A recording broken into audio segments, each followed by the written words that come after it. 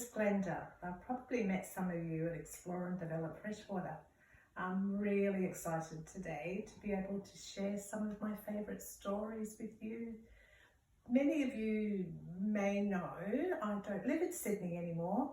I moved up to a place called Coffs Harbour, and a few weeks ago I was so excited. I discovered that some scientists had found some eggs on a beach near me, and when they went to have a closer look, they discovered they were green sea turtle eggs, and they're very rare and endangered. And anyone who knows me knows I love turtles, really love turtles. So I raced down to the beach, but I was too late. They'd already hatched.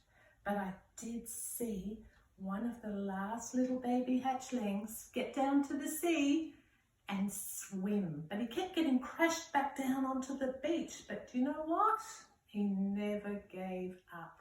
He kept on going and going and going, and eventually got past all the big waves, and he swam out to sea.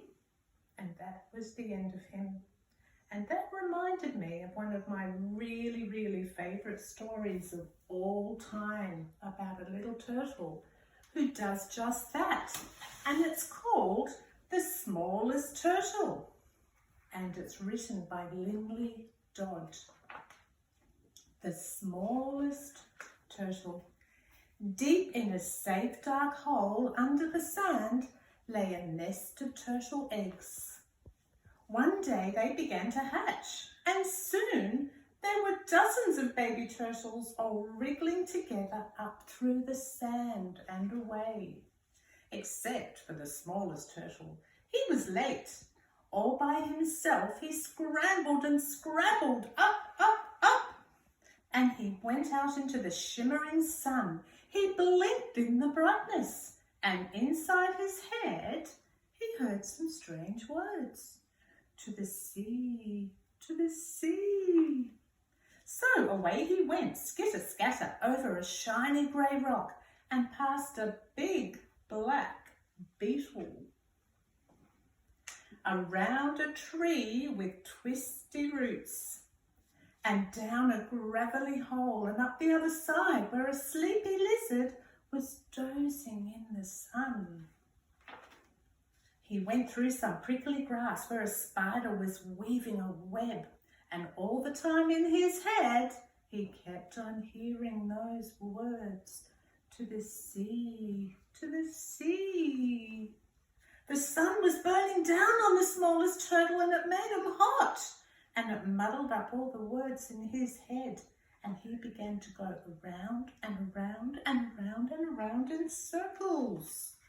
He crept into the shade of a big green leaf to cool down, and as he cooled, the words in his head came back again. To the sea, to the sea. So on and on went the smallest turtle, until at last he stopped to rest. He was getting really tired. Suddenly he heard something. It was the sound of the waves crashing and hissing on the sand. And the words in his head became stronger than ever. He knew what he had to do. To the sea, to the sea. But there was danger. Seagulls were wheeling and whirling up in the sky, and they were looking with beady, greedy eyes for a baby turtle lunch. The smallest turtle didn't wait. Down the scorching sand he scrabbled and skittered faster and faster away from the gulls, past the crabs, over the seaweed, over the shells, over the stones, and at last he felt the cool, cool water on his hot, sandy body, and as he swam down, he knew, it's the sea, it's the sea.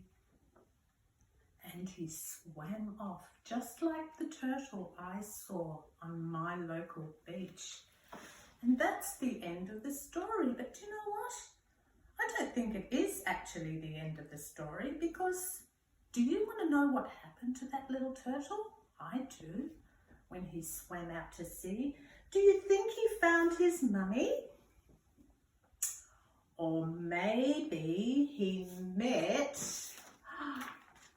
a little mermaid, and they had an adventure. He could have met a whale. He might have even met a shark. He could have found a shipwreck. I don't know. But maybe you could go and finish the story. Maybe you could get someone in your family to help you write what happened next. Maybe you could draw some pictures. Maybe you could do a painting of the smallest turtle. That would be wonderful. And together we can find out what happened to that smallest turtle. It's been lovely spending time with you this morning, and I hope we get to do it again. Bye, friends.